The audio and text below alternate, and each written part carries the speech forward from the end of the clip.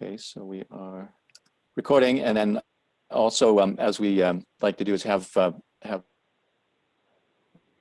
people sign in to just help us keep track of who all's here. I think we'll jump and we'll do introduction of new participants after the panel, since we have some of the panelists who can only stay for a short while, and then we'll come back to the agenda after the panel, depending on how much time we have, and we'll leave time for the panel to really explore things as with all of you, as to the extent that you know, there's a level of interest and engagement on that. And so I'll go to the next page, which is the outline of the panel. And with that, I'll hand it over to Andrew, and we'll go ahead and work through this. I don't know if, Andrew, if you wanted to kind of lay the groundwork a little bit for everyone, and then we'll jump into the individual panelists. Yes, thanks very much, Paul, and good morning, good afternoon, good evening, perhaps even good night to some of you. You're joining from all over the world, which is wonderful.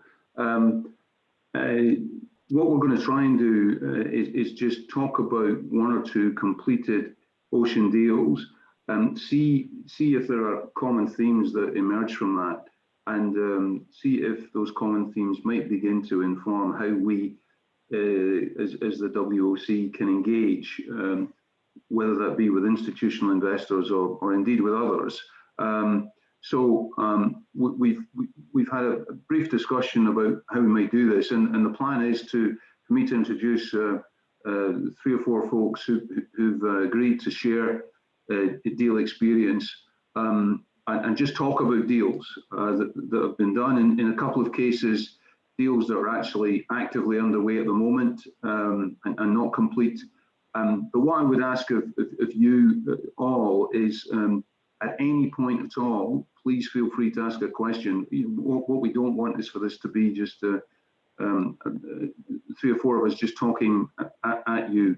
You know, the whole point is to try and develop something of a debate here. So without further ado, what I'd like to do is ask Cynthia. Cynthia, thanks very much for joining. Thanks for agreeing to take part. And I think you were going to share perhaps a current deal, something you're working on at the moment with us.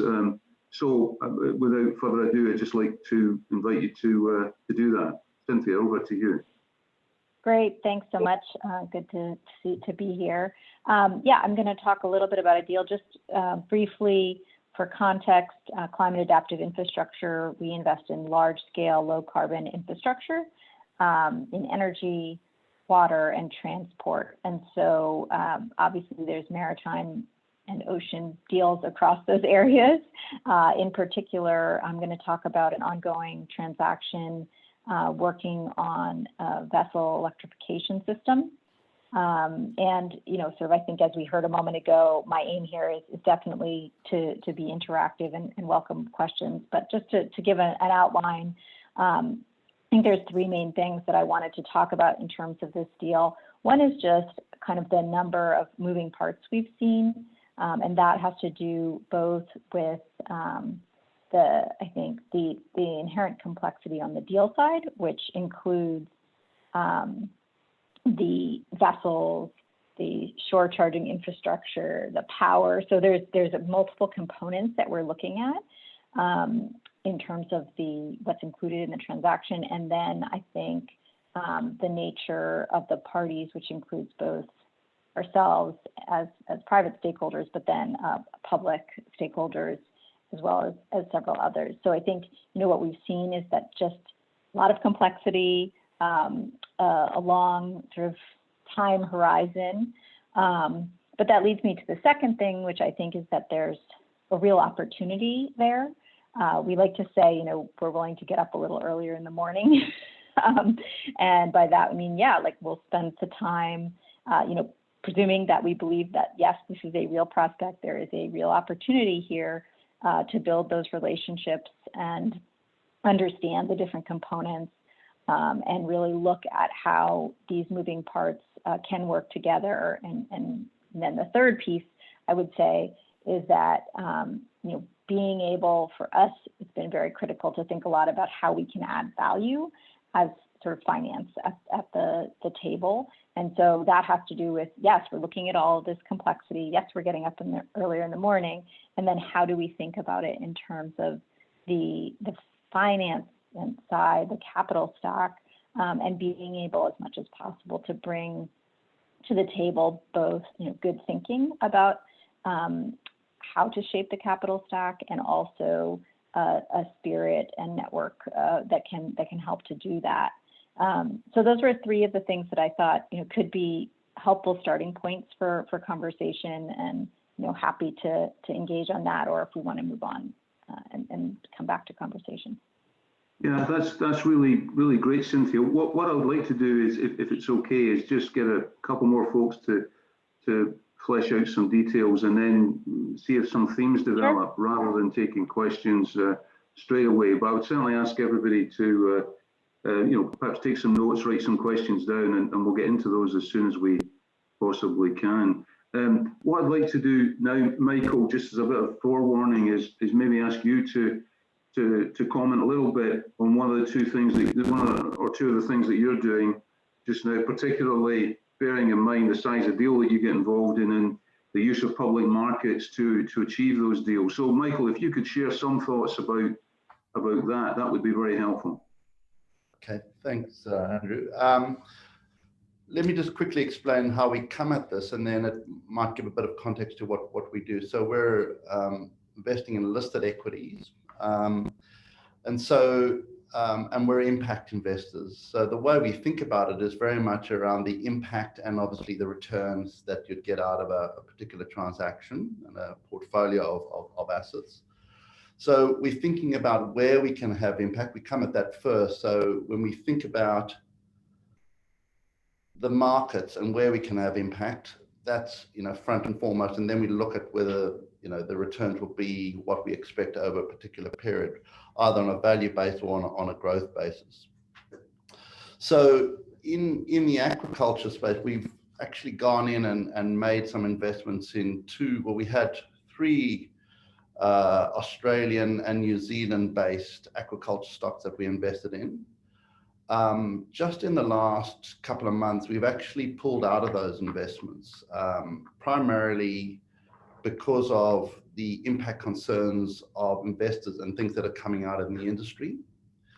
So those investments were performing fine, but having dug into some of the issues, some concerns coming from investors, we've done a lot of investigation. We talked to the EPA, various industry experts, locals in both New Zealand and Australia, and came to the conclusion that we're still very happy with aquaculture as a business. And this is seafood, primarily salmon aquaculture. We're happy with it as an industry and as a sector, but these particular stocks didn't quite live up to the standards for what we require for our fund. However, we've started to look at seaweeds and abalone aquaculture, and on land aquaculture. There's one stock that's doing fish farming on land, and they seem to kind of come up to the mark, so we're looking at those. But I just thought it would be kind of useful just to understand from an impact perspective. In terms of the transaction, it's relatively straightforward. If those things stack up, we just go into the market, buy the stocks, and then we're set. So maybe I'll leave it there. Happy to, again, talk further about how we assess those things, how we assess the industries, where we think, we're having biggest impact, et cetera, et cetera. That's really helpful, Michael. Thank you very much for sharing that. And I guess, Robert, what I'd like to do next, given that we're on the area of aquaculture, and that is a focus, Robert, for some of the work that you're doing at Cuna del Mar, it'd be really good to understand a little bit, albeit perhaps from a completely different starting point. It'd be good to understand some of the things that you've been doing and what your reflections are on those at this stage. Robert, if you wouldn't mind sharing some thoughts with us.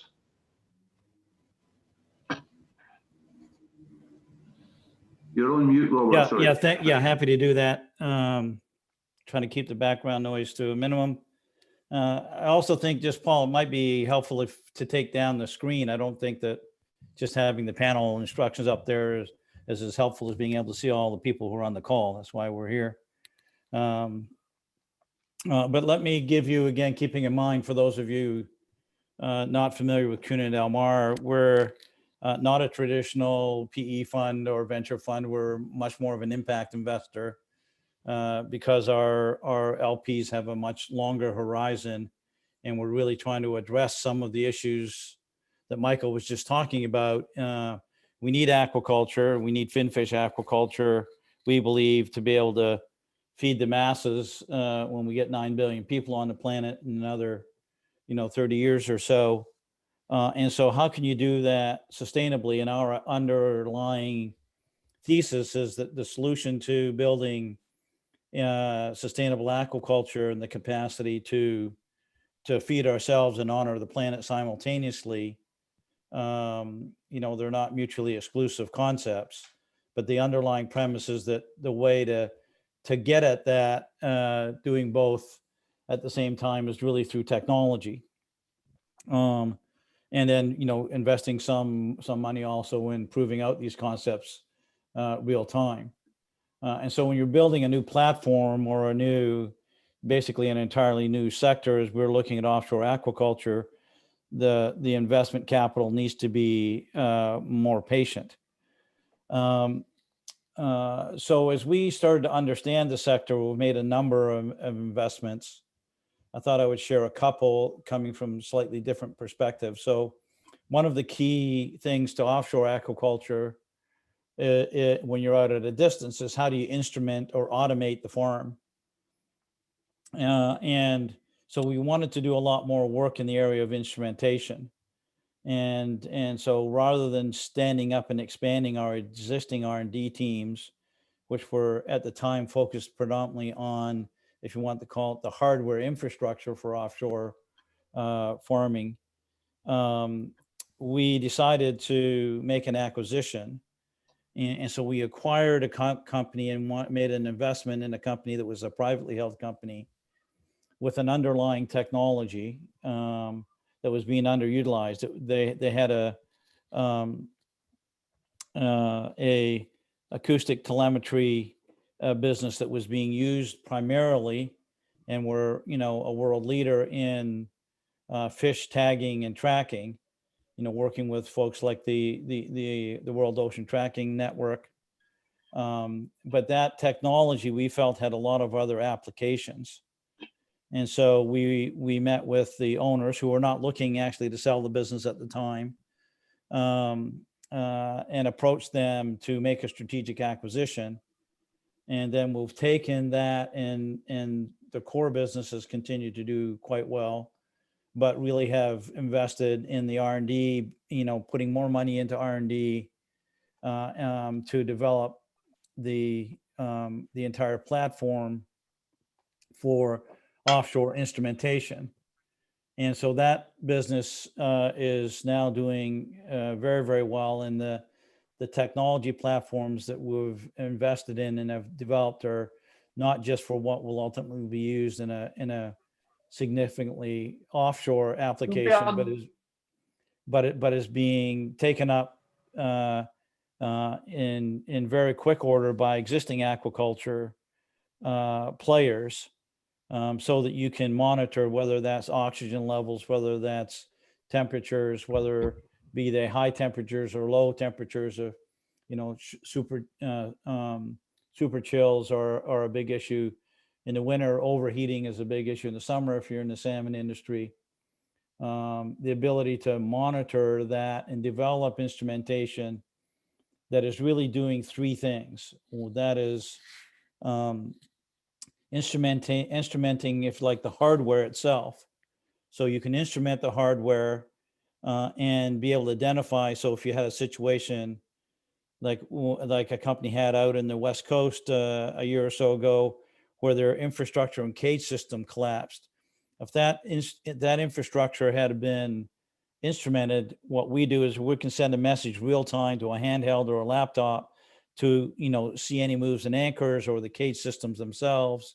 So you're instrumenting the hardware, then you're instrumenting the environment. So everything that goes along with the environment, that the fish are living in. And then thirdly, you're starting to instrument the biomass in the fish itself and using AI to look at feeding systems and stress systems and so forth. So we saw that as a key future of a sustainable ocean platform. And so we wanted to get an underlying capability. And even though we acquired that business, we have continued to invest in that business, and we're still spending 20% of revenue or more on the future, because we think that there's many multiples of the current revenue available to us as we develop these different platforms. So I thought I would share that just from a strategic point of view, how we're thinking about the overall sustainable aquaculture space, and what are the enablers that allow that to take place. And as it's turning out in our case, that's just not going to enable this new platform that we're developing for offshore, but it's creating a lot of value in the existing nearshore aquaculture systems. Excellent.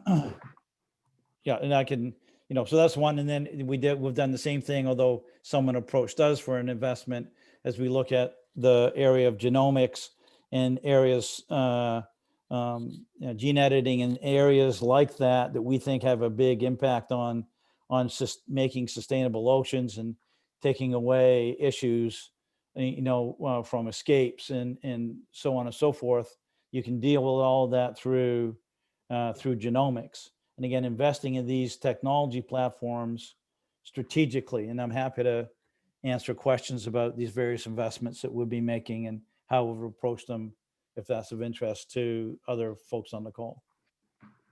Robert, that's really great. Thanks very much. I'm already, just before Gan, I come to you, I'm already seeing some themes, emerging even from this early part of our exchange of information. I'm hearing a lot about using the process of investing to make sure value is added, to make sure opportunities are realized. I'm hearing about the learning process of investing for impact and being bold enough to withdraw if the impacts aren't right, but still supporting the sector and looking for perhaps better solutions. And from Robert, I'm hearing about strategic acquisition. I'm hearing about the importance of technology as part of the solutions, and the huge growth potential that exists with the right support for a company, in your case, Robert, that didn't even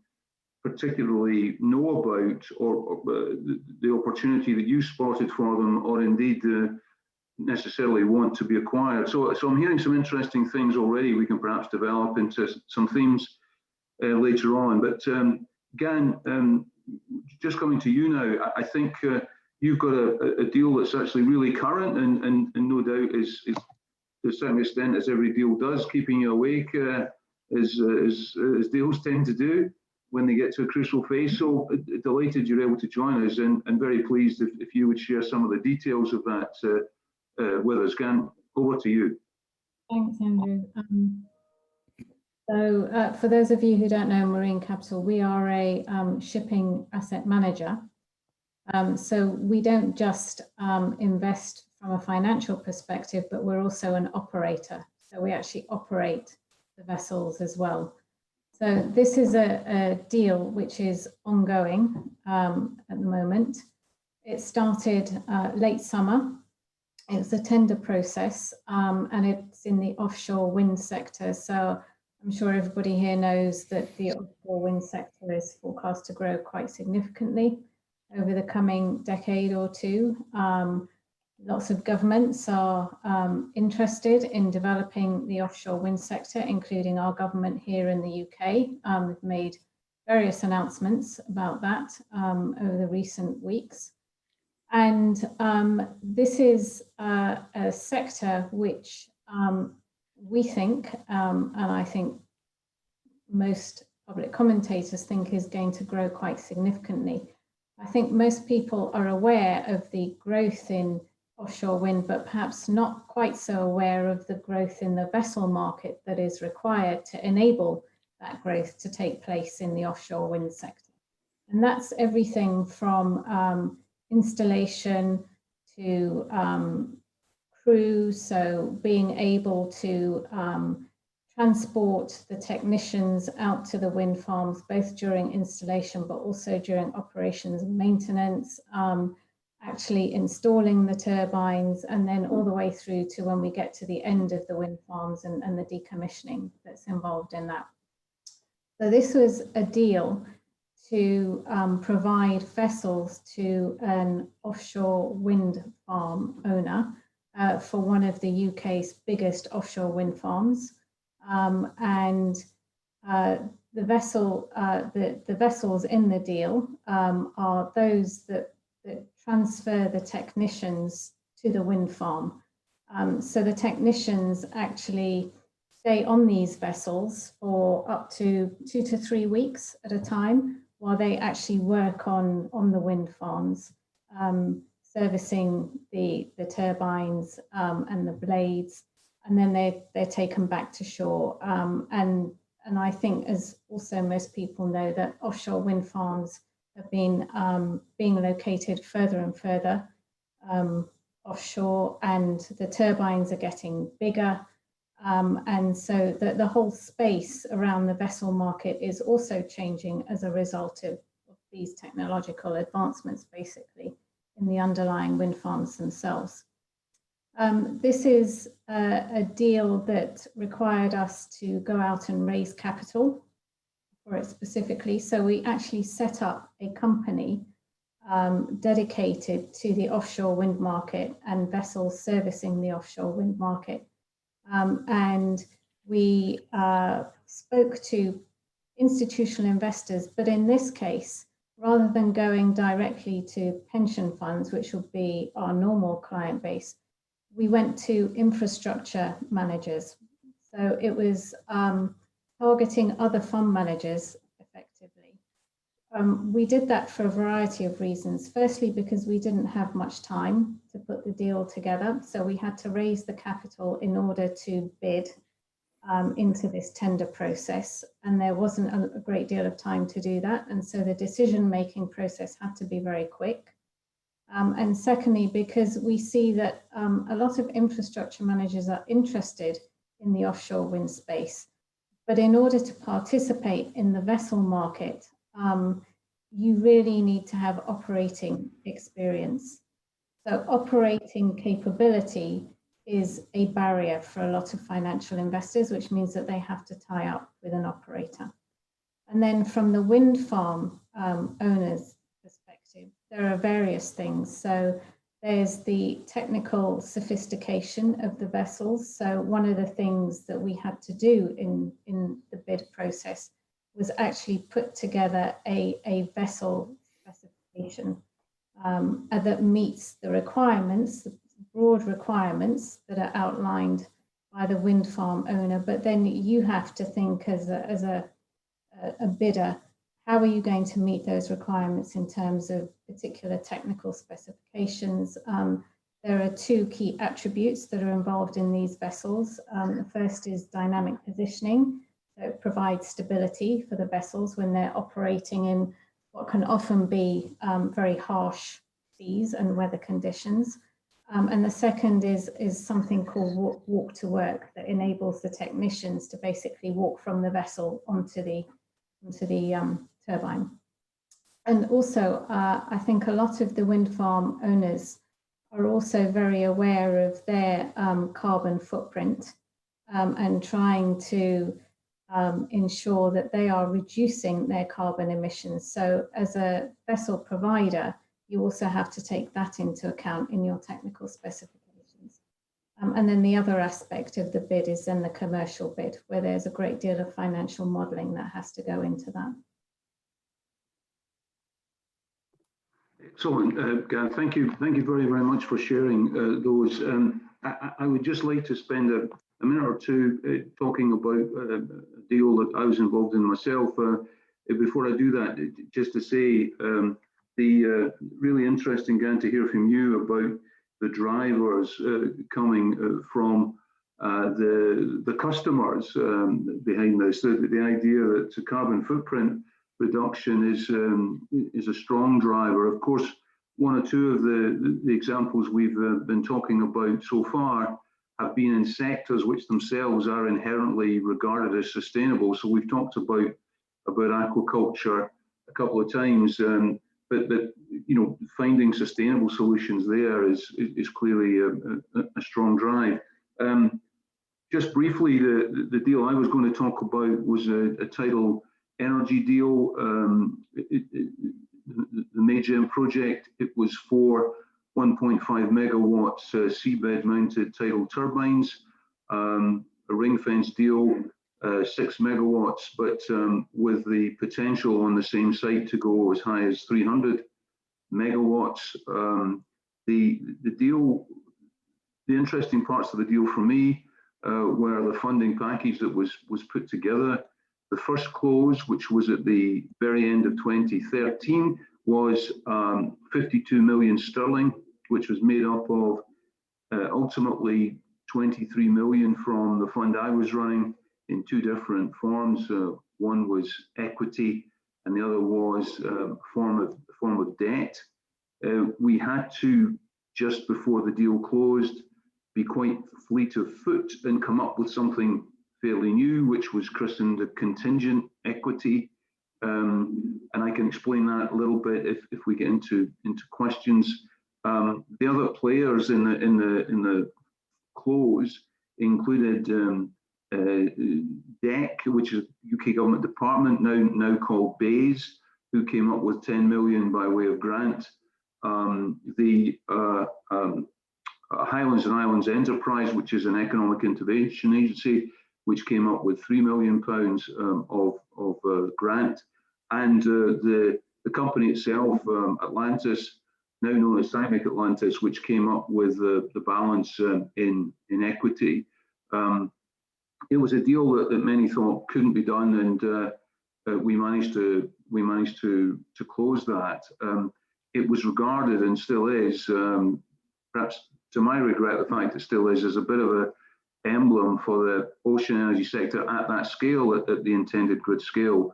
And the interesting things for me that came out of it later were the extent to which it became stalled as a deal because of changes in government policy in the UK towards that sector. And those changes are only just beginning to be reversed now, I think. But it was a very interesting thing to be involved in, and did involve some very inventive manoeuvres from what was a public sector fund, the one I was involved in at the time, in trying to fill some gaps. So hopefully just sharing those deals with you has sparked off one or two thoughts in your own minds, and one or two questions. Paul, I don't know if I could perhaps hand to you just to coordinate the questions, and if there are none flowing as yet, there's a couple that I wouldn't mind asking just to kick things off, but just to find out from you, Paul, whether there are any you want me to put at this stage. Sure. Thanks, Andrew, and thanks to all the panelists. Cynthia had to get on to her other commitment, but then I had also reached out to Malcolm, and he had been able to participate in the panel, but we had a good group already. But I did want to go to Malcolm first for any thoughts he's had on the deals that they've been doing and what he's heard here. I think also particularly this last point from you, Andrew, about the sort of the public and what you're involved in is really engaged with the government side of things as well, I believe. So if you wanted to jump in and give us some thoughts from the Canadian InnovaCorp side, that'd be great. Yeah, thanks. There you go. Yep. Yeah, thanks, Paul. Sorry, got off mute there. You know, we're focused really on the early stage of companies, and so the deals look a little different in that we're looking for technology that can have an impact on the ocean. In a lot focused on shipborne technologies, which is actually a fairly broad group of technologies if you think about it, and And I think the one deal that we were just looking at recently, sort of a little bit of aside from the shipborne technologies, is sort of desalination and water production.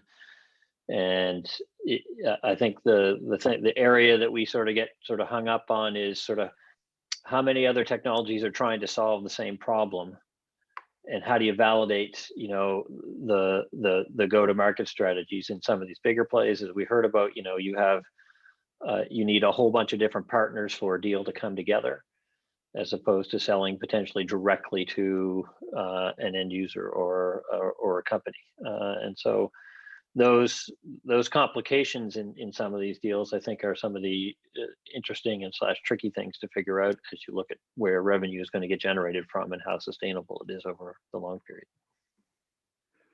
Yeah, if I could pick up on those themes, Malcolm, I think hugely interesting, and to bring my own experience, more up-to-date experience to bear. A couple of things I'm working on at the moment, and Ted is aware of these, and Robert to some extent too. But a couple of things I'm working on are very much technology based in the oceans, and we're trying to build a coalition of partners that see the validity and potentially the end use of the technology.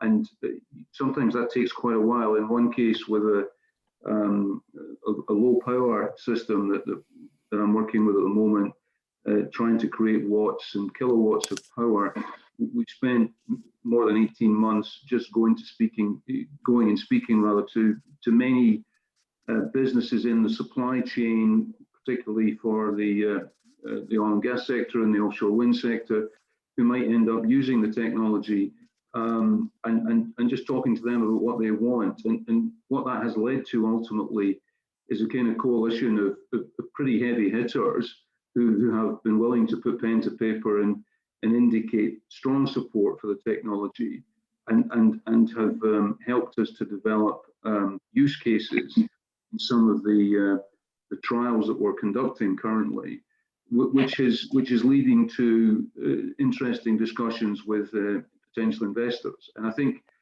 that's our way of solving some of those issues. I don't know, Malcolm, if that sounds familiar in any way to you, or if that's something that you recognize when you're dealing with these early stage technologies. Yeah, no, I think that is helpful to sort of get that validation that, look, if this goes in the right direction, it is something that can supplant an already existing but not very clean supply chain for either energy or water or whatever else, because you can't just switch one to the next. And their involvement in at least trialing and getting it to a point where there's enough proof to scale it is a critical piece of it. Yeah, I had a quick question for Michael. I'm sort of interested in if it's capable of sharing, sort of pulling out of some of those public equities in the aquaculture thing. Like we talked a little bit about ESG and how important that is, and living up to those tenets. Is the impacts of those sort of things that sort of get you to the decisions to pull out of something, what you've gone into it? Yeah, I think we're aware of a number of the issues in the sector in aquaculture. But in Tasmania in particular, there are a number of sensitivities around that part of the world and what's gone on, and there's been quite a lot of media coverage, so there's great awareness. What we've discovered had to go in a little bit deeper into some of the issues. So, for example, the feedstock for most of the Tasmanian salmon is coming from South America. Up to 25% of it's fish-based. And so the transport miles and the amount of it that's coming out of fairly fragile South American fisheries has been an issue, and investors and people are aware of that is one particular issue. There've been environmental damage issues in Macquarie Harbour. It's a harbour down in Tasmania where a lot of the aquaculture fisheries have had pens, and that hasn't been well managed, and lots of fines issued. One particular Tasmanian aquaculture operator got fined for cleaning their nets that had some chemicals in and spilt into local lands and things. So this again went to court. There are some issues there. A lot of them are bending over backwards, trying to do the best that they can. And obviously there's issues around the local environment there with warming seas, the seaweeds are going, fish stocks are moving around, pens are going further out. So it's quite a dynamic area. One of the aquaculture players now getting into prawn farming up in Queensland on land to diversify their assets. They're thinking about that and not getting out of salmon-based aquaculture, but diversifying their operations and you know, continually trying to do the best that they can. One of the accusations was certainly, and it had elements of it in New Zealand as well, that the local industry is so big and job provision is a big issue down there, that the industry is quite powerful and really setting the rules beyond what the EPA, the Environmental Protection Agency, has been setting. So they're lowering the bar through their influence, and the community feel that the bar needs to be higher because they're environmentally sensitive. So you're dealing with all these issues, they're getting sprayed over the media, you're investigating, the fines are being issued. It's just, you know, I'm just painting a picture of the kinds of sensitivities that are going on, and these are listed companies. They're doing the best to disclose what they are doing, but when you probe a little bit further on these questions, they come up a little bit short. So we've done quite a lot of investigation into speaking to a whole range of different people, and we've come up with this issue. Even animal welfare has been a big issue.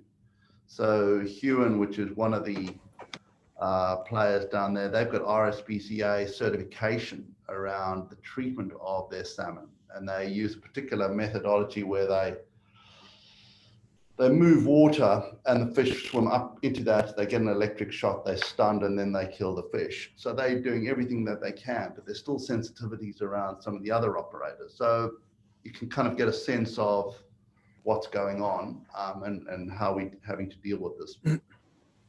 I think also, Andrew, that might- It's a please take one. I was Go just ahead, going to Ted. say the idea of, you know, ESG issues intersecting with the oceans and fisheries. I know, Paul, this is something that you're very focused on, but I do think that having spent a fair amount of time in the US version of those things, that there is a growing interest in looking at public equities from that perspective. And places like Collar Fair and World Benchmarking Alliance actually rank these companies and have pretty deep dives on things with a pretty, you know, and with transparent methodology. And I do think you're going to get more and more of that. Interestingly, SASB as an example, which is the sort of the US, I shouldn't say US, but it's one of the criticisms is this kind of designed on the back of FASB.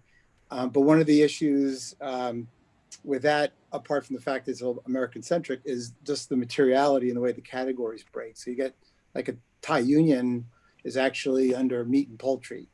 But that's just because it's a time and motion thing. Ultimately, they'll force those issues. They'll spread them out, and you'll have, rather than cover 30 companies, they'll cover 50 companies, and you'll get better gradations. And I do think fisheries is a logical place to start because you have these kind of impacts that you can measure and assess the way that Michael and Robert and you're talking about. But I do think that that's just going to keep going with more players, you know, chipping in to try to do original work on these companies.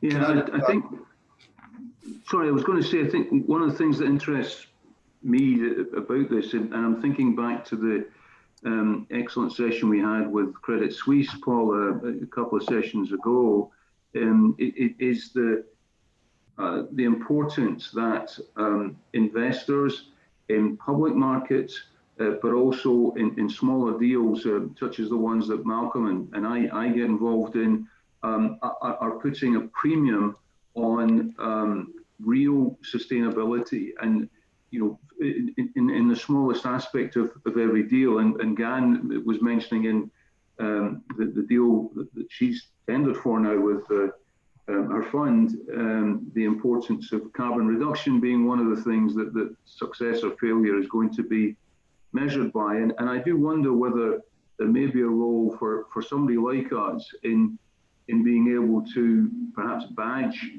deals technologies obviously need to be quite careful because there may be a huge amount of work involved in trying to do that. But I've talked to Paul about the Solar Impulse Foundation, the way they go about doing some things of badging new solutions, as they would call them. So, I think that's potentially interesting for this group as to how we might get involved. And one of the things I wonder, the extent to which the group, and perhaps Michael, because you've just been speaking about this and about the impact of perhaps local practices on public investments and listed investments. I wonder the extent to which, Michael, you think policy, government policy and government regulation plays a role in what you do in terms of looking at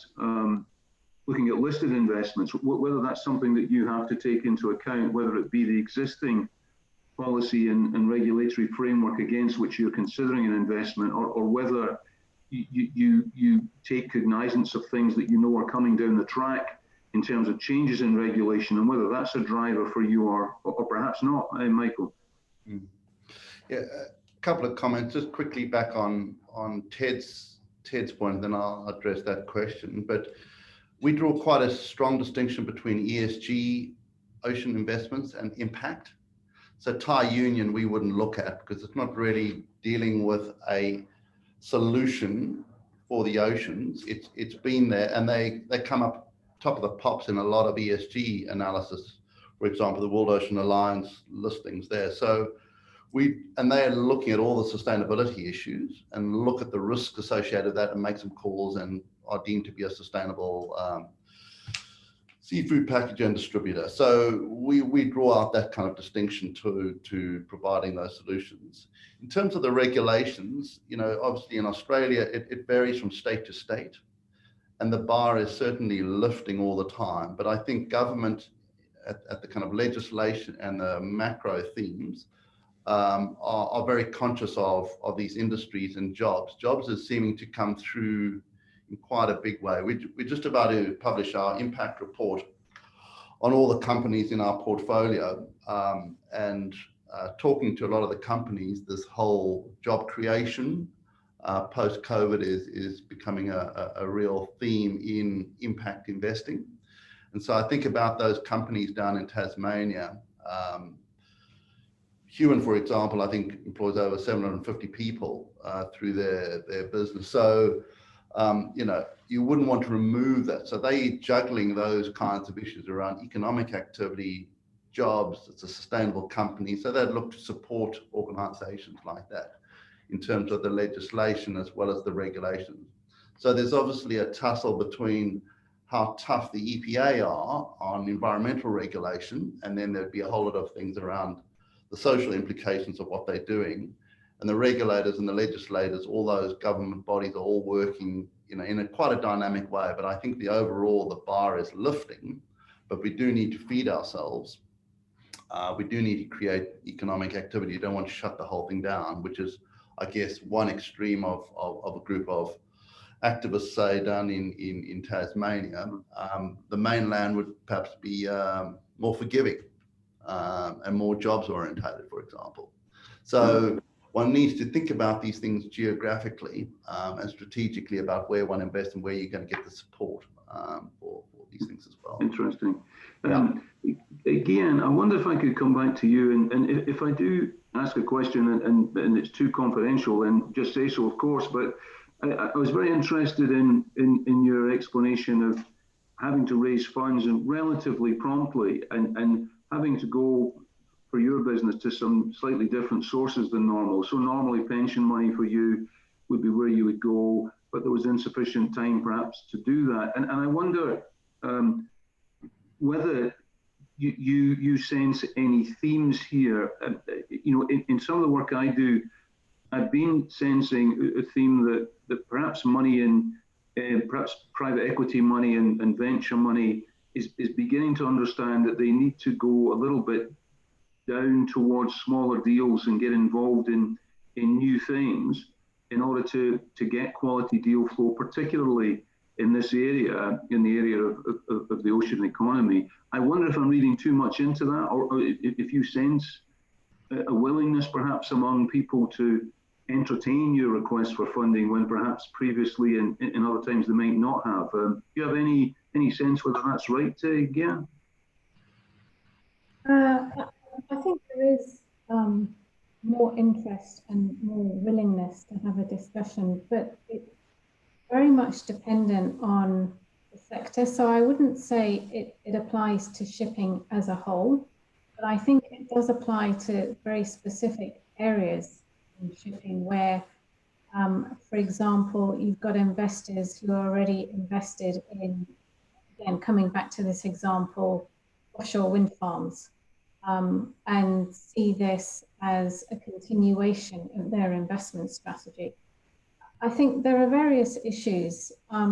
First of all, there's the rate of return that investors require, which I think is always an issue when you're dealing with specific sectors where you can demonstrate long-term income, but you can't necessarily demonstrate the kind of rate of return that a private equity fund, a typical private equity fund, may require. And then I think also there's the investment horizon. So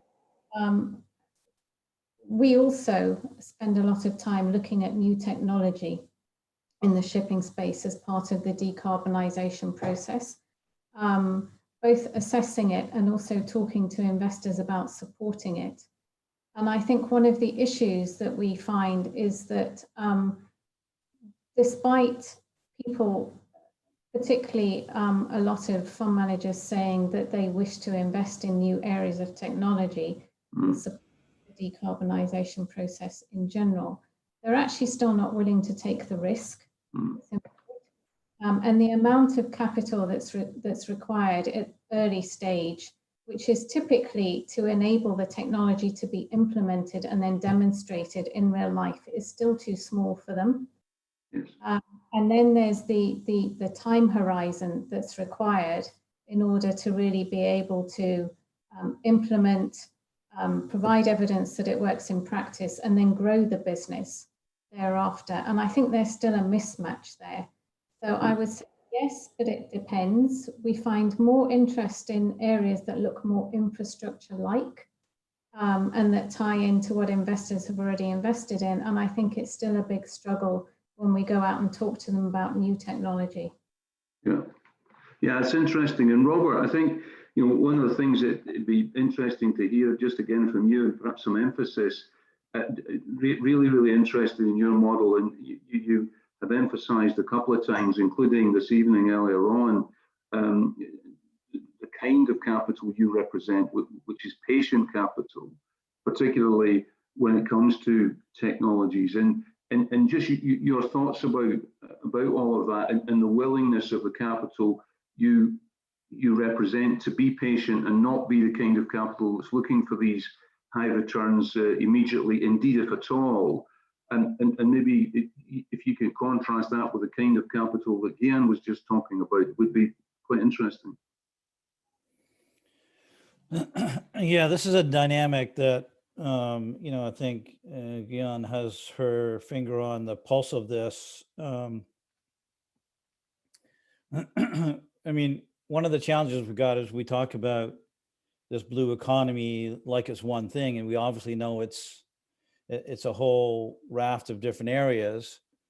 And the challenge is really, you know, somebody talked earlier about understanding markets, understanding, I think it was maybe Malcolm, how many companies are chasing the same tech opportunities in emerging markets and understanding that.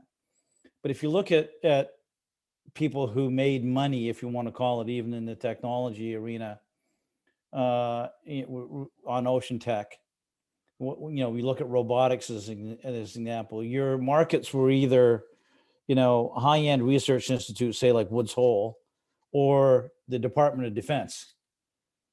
So you were, you know, working on defense contracts, and how were robotics or how were other technologies applied where there was an interest there, or in research areas. as opposed to more traditional, what I call, private markets. And so when you look at the oceans, you've got, oil and gas is a major industry, but with limited innovation, but needing to go further offshore to get the gas and oil reserves that they want. But how do you do that when you've got to, again, we're talking about getting people back and forth to offshore platforms and getting beyond levels where helicopters can safely go back and forth. So you need more automation. So that's introducing this. So, but if you take, shipping the same big industry, but limited amount of innovation. And then you got defense, the environment, and maybe you could put salmon aquaculture there.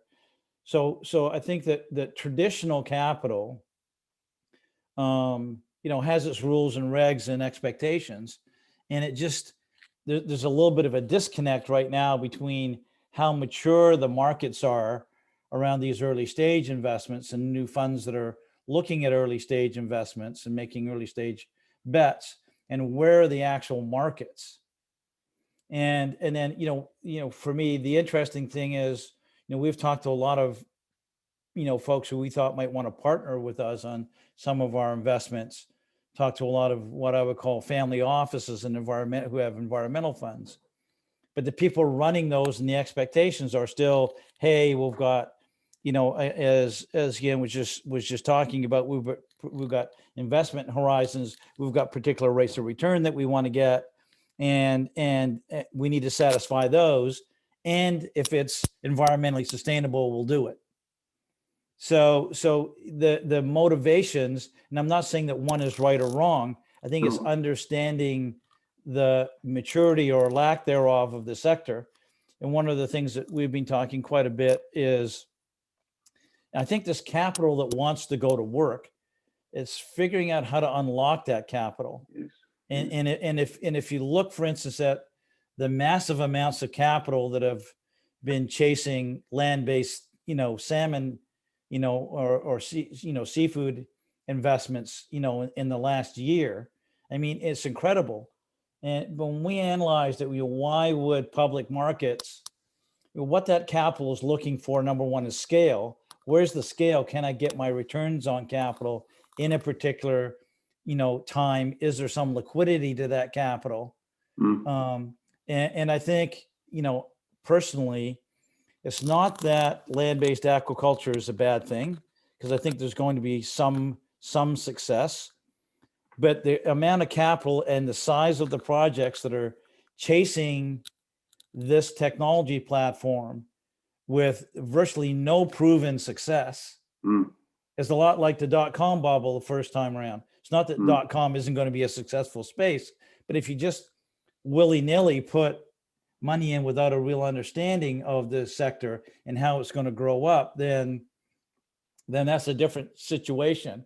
But it showed us that, look, there's capital that wants to go to work on what they think is an environmental solution, or a more environmentally sustainable solution than, say, what Michael was talking about, the challenges in traditional aquaculture and what it's experiencing. The simple answer is, hey, if we don't damage the ocean, we go on land. But hey, if you really understand the space, there are a massive number of environmental issues that are going to have to be solved there as well. So it looks like a simple solution, and there's clearly money wants to go to work in that space. But I would say largely it's not very well informed capital. Yes. Again, because there's not a lot of domain expertise. When you've got an industry that's never had any success at greater than about 2,000 tons, and they're talking about building 200,000 ton facilities. I mean, it's so I think it's us, we're all in this conversation trying to understand, we don't want to check our common sense at the door, and how can we help one another to get deals done and to have capital go to work that can get the appropriate rates of return, if that's what we're looking for. But you've got to understand that if you're looking at new technologies, bringing about a new order of things, that's always going to be more patient capital, need to be more patient capital with different kinds of investors that are necessary, unless you can find ways of creating real scale. You know, there's lots of business in the early days of the tech world that went, you know, a decade without making any money. Yeah. But the promise of opportunity was there. I Yes. mean, you can look at electric cars as an example. You know, there's a long period of time before there's a return on that capital. But if you go into the, you know, the public markets and you've got a big enough story, there's at least some liquidity for people there. So I think it's trying to understand these risks, these rates of return. I don't see, at least in the near term, I don't see traditional private equity going downscale and looking at smaller deals. I just don't think that will happen, because the disciplines in those capital markets are such that, and the motivations and the reward systems for the fund managers and so forth, their return on capital, their carried interest provisions, how they're Yes. motivated, Yes. those are not going to change, and that's going to influence. Again, I'm not saying this is good or bad. I'm just saying it's understanding the nature of the beast, and they're motivated and structured in a particular way, and so you can't blame them for doing what they do. Yes. Yes. And I think I do expecting think them to do something different is you know, unlikely. I do think that's very interesting. And Paul, I think probably getting to the stage where I'll hand back to you, because I'm conscious there's other matters for this meeting. But you know, one of the things that you mentioned there, Robert, that I think is very interesting is the incentivization of the traditional PE funds and the way they're structured really rules out participation in early stage technologies. And you know, what I do wonder is whether those that provide the funds for the PE houses and also for other funds, you know, the limited partners, some of whom will be potentially some of the people we might try and reach out to when they're perhaps participating in putting a fund together of 100 million of any particular currency or so, would consider suggesting to those funds that they must invest a small portion of it, 10% or some such, in early stage stuff, just to try and help create these opportunities. I know that's a little bit off the wall, but I am, you know, involved in some work just now with a colleague who's based in Houston, perhaps taking that thesis to one or two people and seeing if we can get any uptake in it.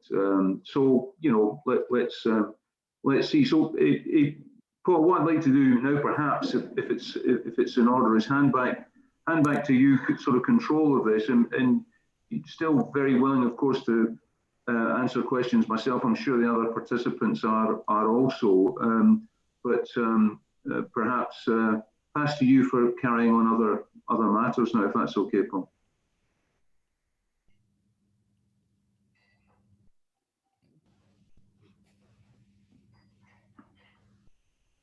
I'm not sure if Paul is hearing us.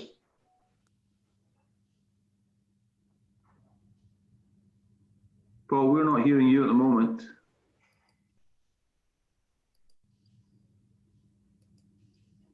Okay, in the absence of Paul, before I hear him, is there anybody else who wants to pose a question or make a comment on the things we've been discussing so far? It'd be good to hear from you if there is. Andrew, just to quickly build on Robert's point there, behind me here is, we're backed by a private equity firm. We do listed equities, but we're backed, and there's quite a lot of deals in the private and the venture space that we put forward and thrown their way to have a look at that we come across. And, you know, to Robert's and Guillaume's point as well, those investors just look at the returns. They're not impact investors. They just look at the returns, and the ocean sector seems to be relatively undeveloped and too much risk there compared to all the other things that come across the table daily. There's much more exciting opportunities. So it just seems very hard for them in the private market. This is what we're experiencing. And we think we've shown them some really interesting stuff, but it just hasn't got up at the stage. So yeah, I'll just leave that there. If I can I think, sorry, yeah, please go on. Sorry, I was just going to add to that and say, I think it's also a big lack of familiarity. and a lack of understanding as to what risks exactly they are taking, and how they should price those risks. And I think it just comes back to education. Again, there's a big education process here for people to just understand our industries. And also, I know we've said this many times, but the blue economy is a very diverse set of investment opportunities. And I think for investors, it can be quite overwhelming trying to get to grips with each individual part and to understand exactly what's involved and what the return drivers are and what the real risks are. And I think that's why they often tend to steer clear. And then when you add technology risk on top of that, that's just another hurdle to get over.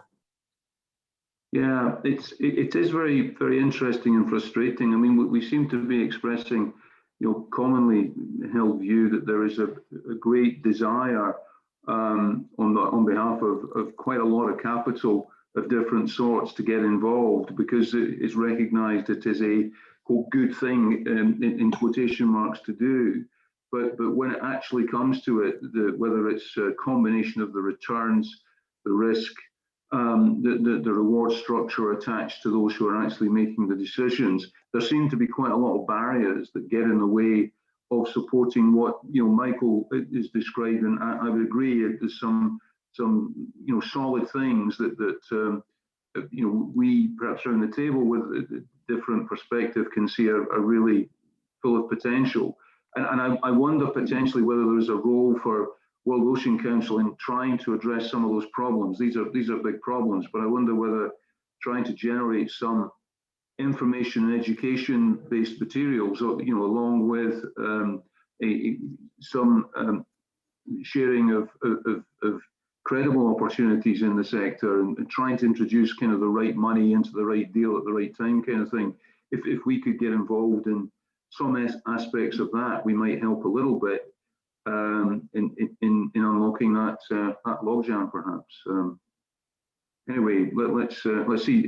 Derek, did you have something to add? Yes. Hello, everyone. First time I joined the group, so it's been very informative, interesting. I'm based in Geneva, so far away from the sea, but a lot of experience in the field. And we're doing a lot of thematic investments because we realize that the narrative or the storytelling is a way to address what Gillian just mentioned, the complexity of the business. And we do that in the liquid space, but we do that also in the illiquid space.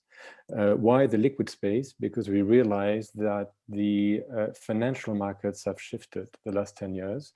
We are in a very low negative yield environment. So traditional long-term safe products are just not actually returning what actually investors are requesting. So you need to find alternatives. And this is where long-term yielding assets are something that people are interested in. So people are thinking about real estate, infrastructures, but there could be other ways to generate that yield.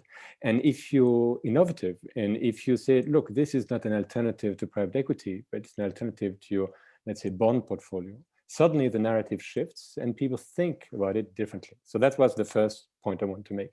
Second point are the investors themselves. So the next gen, for example, will receive about $50 to $70 trillion in the next 30 years. And they have a different mindset. And look, we have new venture capitalists now in the Silicon Valley who say, look, I'm looking for a licorne that is actually a 1 billion market cap, but impacting 1 billion people. So suddenly it's this win-win. And that's leading to my third point, where, for example, today we're developing a new biomass technology, which could be applied to the shipping industry, for example, of a second generation or third generation. And we realize we shouldn't actually position it as a technology. We should position it as a solution to an industry, and which has a problem. And then actually what you can do is not actually look for capital from venture capitalists or private equity, but in, let's say, an intermediary phase, go to the actors who are going to help produce it or use it.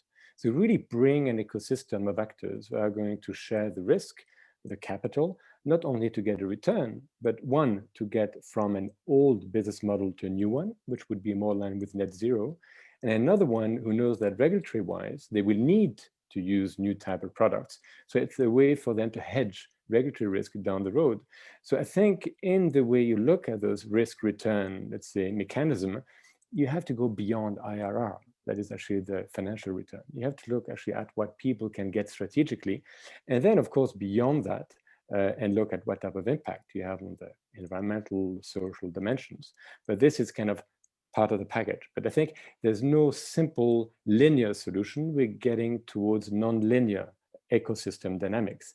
It is complex, but that requires what you're doing. And I think that's actually very, very interesting, a platform where people exchange views, opportunities, and suddenly things can kind of click together in a way which is constructive. So that's where the 2 or 3 comments I want to make. Yeah, Derek, thanks very much for that intervention. I should say, speaking on behalf of Paul, that the norm with these meetings would be to allow all newcomers to introduce themselves briefly. I'm sorry that we didn't get to that this time around, so apologies for that. But I think what you just said it is very interesting, and it would be good to understand if you do indeed detect that what you're doing, perhaps taking this slightly innovative view, it's something that is more widely held in the circles that you move in than just you, so that there is the possibility perhaps of changing minds in terms of how and what people will invest in, and your guidance in terms of how to perhaps tackle that would be greatly appreciated. Do you think it is possible for us to perhaps piggyback a little bit on that changing backdrop against which people are investing at the moment? But I think, look, the ocean is key. And I just take one example actually on energy. 80% of freight is on ships, and people forget that. So they all think about airplanes or cars, whatever, but 80% of freight is being driven by ships. So we have a huge leverage. And I think the oceans are kind of a lost, let's say, adventure to some extent. Space have taken over the last 100 years. So I think there's a huge opportunity because it's very close to local communities. You have a lot of cities which actually are faced by challenges. And it is some kind of a commonality among a lot of dimensions of the SDGs. So I think, yeah, there is an opportunity and a lot of interest. But then again, I'll go back to my first point about the narrative. It's a question of really making sense and of saying, why are you there? And why is it so important? And I think you need to step back and make connections as opposed to stay in silos and say, look, I have a technology, or I have a freight solution, or I have a regional solution. I think people are really looking for some kind of scale, global type of, let's say, system thinking. And if you can be a component of that, it's like a recipe. If you can be one of the ingredients, then all better, because suddenly people realize actually what impact you can achieve. Yeah, very, very interesting. And thanks very much indeed, Derek, for those remarks. Paul, I don't know if you're back on now, if you're able to hear us at the moment. Yes.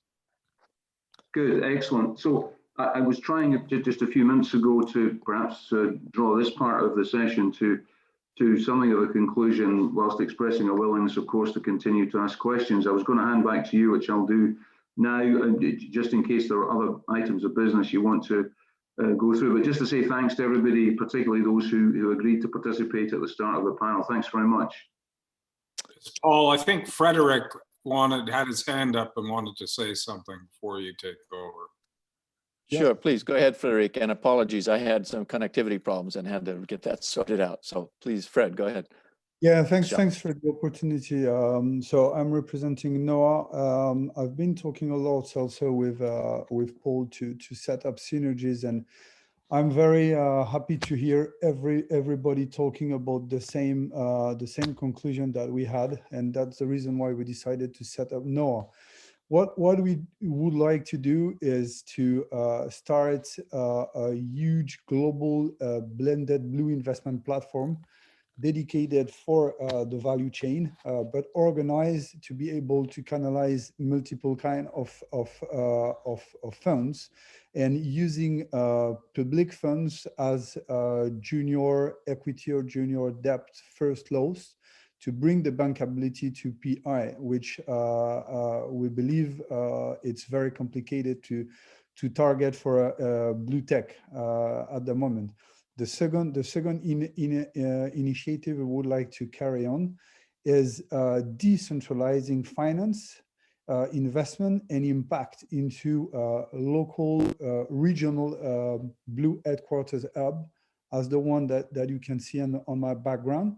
We're dealing with floating real estate, which bring a heavy economic model for investors, because we are building into downtown of mega coastal capital, where the land-based competition is very, very aggressive, and we can build without land. So we've made a big valuation, and we can attract capital to fund a blue headquarter hub to incubate, accelerate local startups and blue techs to bring solutions for the cities where we believe that the impact could be very important, and where those cities seems to have the most challenging times coming. So they need to be to find adaptation, to start adaptation, to find solutions for tackling the challenges coming. So waste management, food safety, renewable energy, this kind of matter that they have to face for the coming decades. And this is the concept that we would like to support, is structuring a way to target funds and to decentralizing it and connecting it to the local markets and the local solution for the cities. So maybe we're scaling up a model for answering all of the matters. Thanks, Fred. And I think it's really valuable to be able to connect then with some of the sort of cross-cutting initiatives and developments that really can help us all work well together. What I think, Andrew, this has been, and I hope for everyone, this has been really useful experience here to share this and have this kind of discussion. It seems like if we can pull together, Andrew, some of the main themes from this and use that as part of our guidance moving forward. And from my point of view, and I'm just checking the time here, this really reinforces some of these key threads and priorities for continuing to work together as a group through the roundtable. I think we can weave this into both the way in which we and the things we cover in the roundtable sessions. I'm thinking, for example, for me, I was hearing a lot of what was essentially blended finance sort of efforts that are going on in different ways. And so we may want to look at, and I have an ongoing discussion with the organization Convergence, which some of you may be familiar with, a Canadian-based organization that focuses on advancing the methodology and examples of blended finance, which a lot of you are already doing. So we may, for example, draw them into the discussion to talk about that, sort of creating that blended finance community of practice that they work to do, and some of the other key themes that have come out here in terms of where we want to be most supportive and helpful to all of you. I think from what I've been hearing, that those that weren't able to make this call would have been really interested in what we've been covering here. The other thing, in terms of the bigger picture and the WOC role here, is how this fits into that ongoing effort then that's been a little bit sidetracked, side burner since our last meeting because of our preparations for the Sustainable Ocean Summit next week. But that other key theme that I think this feeds well into, and I'll just put the share screen here to bring that back up to everyone's attention, is this work on what we've been calling the framework for ocean economy investing, and really working on tackling some of these and creating that framework, that architecture deal with a lot of the issues that have come up from all of you today.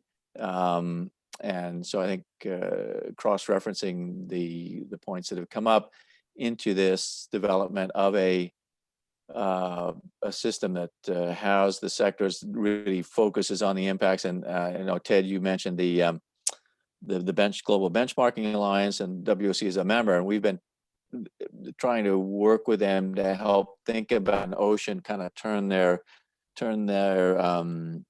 approach on the side a little bit to think about oceans as a system that requires the kinds of standards and benchmarking that they do, as you said, very well and very thoroughly. But they've done a fisheries version, and they're working on, I think, energy now as well. But as we all know, and the real concept behind the World Ocean Council is the multi-sectoral nature of ocean economic activity and the multifaceted nature of impacts, both impacts from economic activity on the ocean and impacts of the ocean on the ability to do undertake responsible, sustainable economic activity. And so developing this framework and linking it to things like the Global Benchmarking Alliance, things like the IRIS Plus system through the Global Impact Investing Network, and I've been reaching out to them. And so to weave these key points that have come up today into this work, and we do have several of you that have stepped forward to help develop this this sort of project level activity through the World Ocean Council and this a working group and perhaps a methodology white paper that can be shaped by all of you as the leadership coalition on responsible ocean investing. And so I just wanted to highlight that we'll be moving forward with this. I'll be getting back to those that have volunteered to step forward and work as sort of a steering committee on this, and just reviewing here on the screen now in the few minutes we have left some of the key points that have come up so far in developing this methodology or tool. I would say that this really reflects back on some of the earliest and continuing input we've had from various points within the investment community. And this is going back 6-7+ years when I started reaching out in a systematic way to different entities, such as the banks that are in the Equator Principles Group, et cetera, to talk about the ocean issues and opportunities, that people were really looking for ways, and I heard that a fair bit today, looking for ways to have an informed analysis of the sector, of the issues, of the opportunities that help make the investment work then more efficient. And so that to the extent that the World Ocean Council can provide that kind of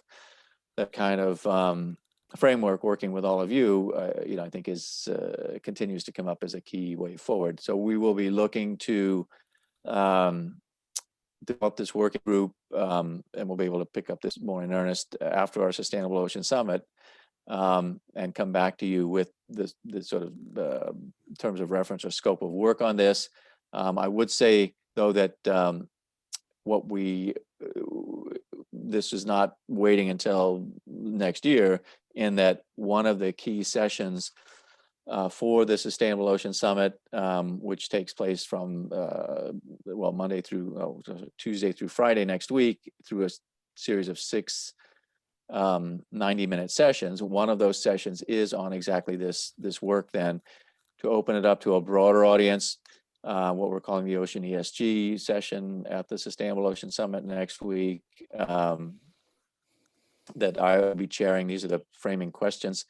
We have, excuse me, Jacques Demare, who I think Jacques is still on the call here with us, and the folks from Ocean 14 Capital as sort of the speakers to set the stage for this session, and then a number of commentators. But I'll send a specific note to all of you that have been on the mailing list for the roundtable to make sure you're aware of this, the timing and the focus of this. And so it's really to take this work to develop the framework and get it out to a broader audience, and really have a workshop kind of session on the 10th of December around this, and then pick it back up through the working group and the roundtable to move forward with this.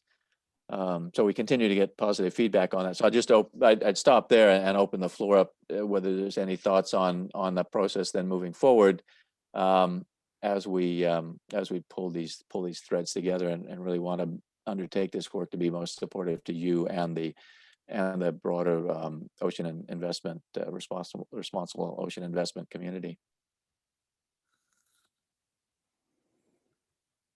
Paul, just an observation from me. I think one of the comments that came from Dominic, who was certainly, you know, new to me as a member of the group, and thanks to Dominic for putting his hand up and asking a question. What was the idea of this platform itself being of value, and just you know, sharing ideas being of value. Sorry, Derek, I mean, not Dominic, my apologies. Just, you know, I wouldn't like to lose the simple connection of the group as being part of the solution. It could only ever be a part of it, but I do think it has a strong value to retain, not necessarily all these people. It could change and be dynamic, of course it can, but I think this is going to be a key part of it for me. Going forwards, as well as the development of material and a white paper and that sort of thing. I'd just like to make that observation.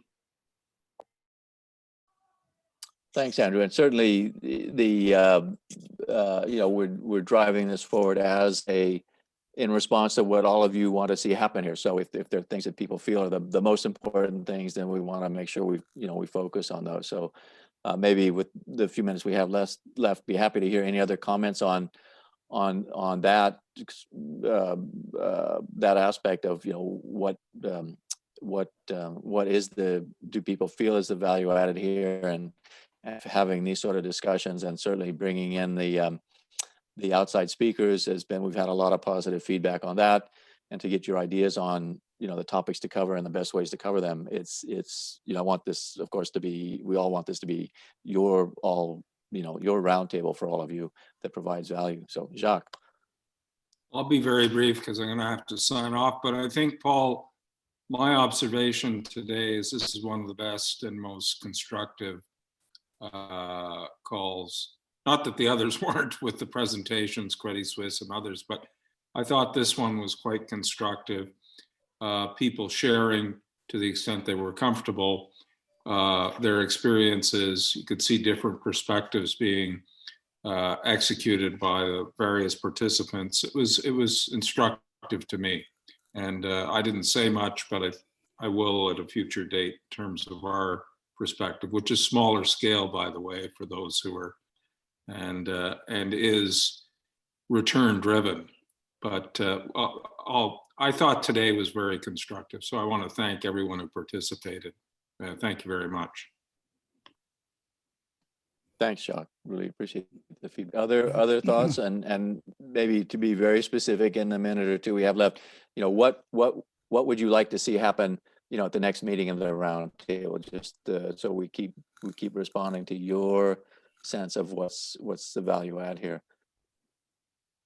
Yeah, let me just say, Paul, I think that there is value, and I think it's a little bit of both. And there are the slides you put up and the work that we're trying to develop can be helpful. I do think the dialogue is helpful if we need to perhaps expand the group even more, because I see, look, it's still, when we think about the blue economy, yes, we've got all these big players shipping and oil and gas offshore, et cetera, and as an economy and as a place where you can go where you're not serving defense, oil, or shipping, or if you are serving them, you're solving problems in that space.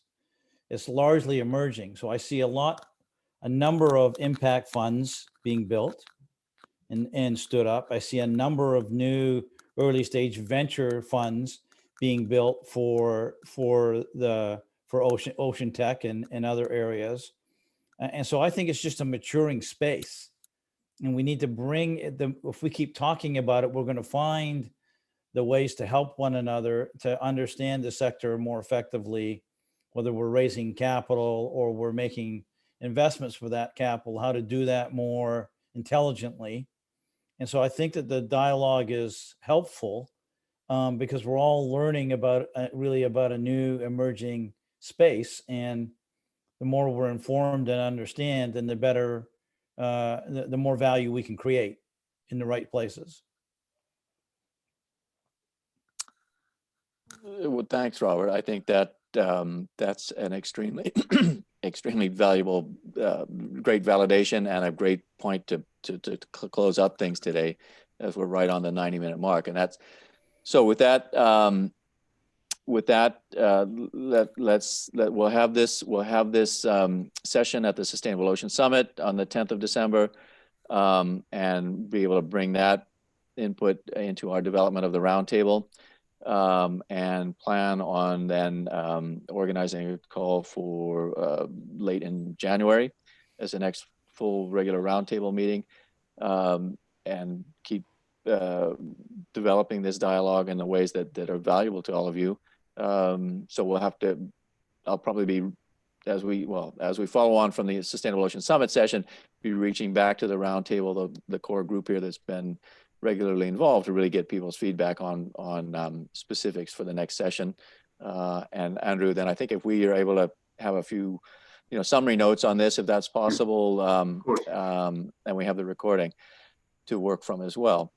So apologies, I had some connectivity interruptions, but let's wrap up. We're just over the 90-minute mark. Really appreciate Andrew taking the initiative on this, and the panelists all providing input, Gian, Robert, and we lost Cynthia, who had to leave, and Michael coming in early in the morning. So thank you all, and everyone else for your input, and look forward to hopefully seeing you on the 10th of December. Thanks very much. Great. Take care. Thank you. Thank you. Bye-bye. Bye now. Bye-bye. Thank you. Bye-bye. Thank you so much. Bye-bye.